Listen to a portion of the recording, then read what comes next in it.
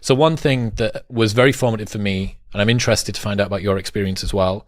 I had a pretty serious back injury about 4 years ago. Got into CrossFit, was way stronger than my body could deal with, and managed to slip 2 discs. I found Stu McGill, #1 back pain specialist on the planet. I know that you have worked with him too. Mm-hmm. How difficult was it for you, as somebody who had a lot of his self-worth wrapped up in the way that he looked, to have that taken away from you by, first off, a back injury, and secondly, by what I'm guessing, if you followed what Stu told you to do, was an unbelievably slow, painful, very humbling process of slow rehabilitation?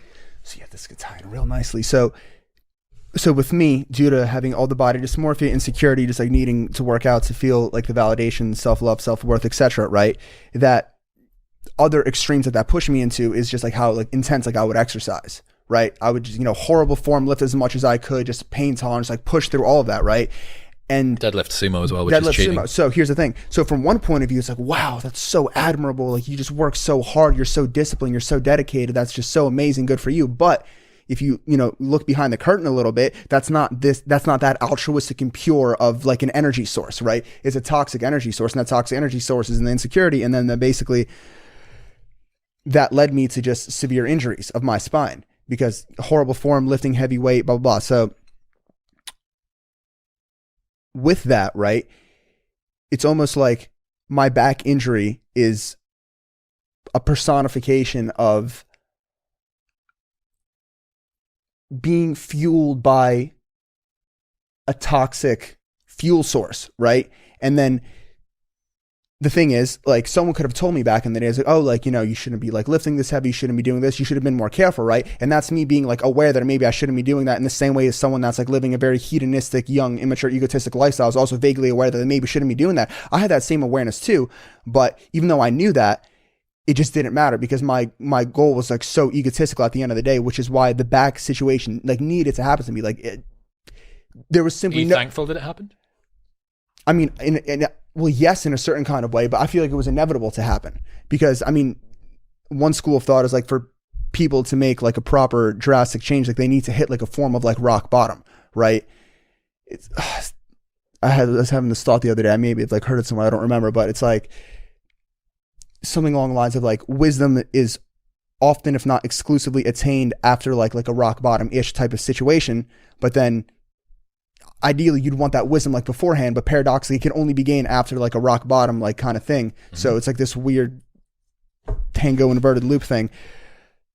But yes, I mean, like for me, that kind of definitely aided in a lot of the just introspection or like growth or whatever, just like having like that back situation happen because it forced me to just like slow down. Like I was in such debilitating pain that like not only could I not deadlift or squat like the way that I wanted to, I couldn't deadlift, squat at all. I couldn't work out sometimes how I wanted to. I'd just be laying in bed with just chronic debilitating pain. And to get out of that really wasn't that difficult at all. I mean, it was, but when I say not that difficult at all, man, it's just like stop doing stupid things that hurt you and like rest. But how my brain was wired at the time, I was like, that's not an option. Like I just need to go.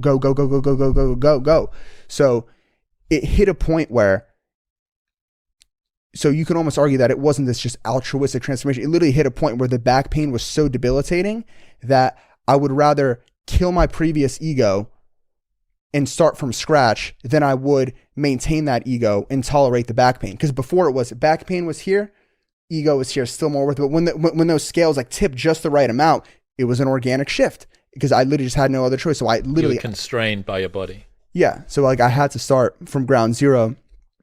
And I mean, yeah, that's changed. Like not being so extremist all out in the gym, like being very like patient, disciplined, careful with like how I go about something as simple as like training, where in the past, like, oh, I feel good today, max, just all the time. And so I feel like that new mindset now that I got from dealing with my back injuries has definitely permeated out like into other areas, but I think it arguably needed to happen to checkmate me into a form of like introspection. So me too, man. It came at the right time. I had spent all of my 20s being a commercial male model, walking around with my top off in nightclubs, getting photographed by Dean, and a lot of my self-worth was wrapped up in that. even though I wasn't doing the online thing to the degree that you were, I still was like the guy that was in shape. I was always one of the biggest or one of the leanest amongst my friends. And that gets taken away from you and you think, oh fuck, who am I now? Who am I now when all of the places that I took my self-worth from are gone? Mm-hmm. Well, fuck, like what's left? Because this isn't going to be here forever. I had thought of a quote the other day, which was, your looks are a depreciating asset. Your mind is an appreciating asset. Invest your self-worth appropriately. Like everybody, no matter whether you think that your sexual market value as a guy is going to peak at 45, like there is going to come a time where you get over the top of that hill and it's going to start descending. Like even fucking David Gandy, right, is going to start descending at some point.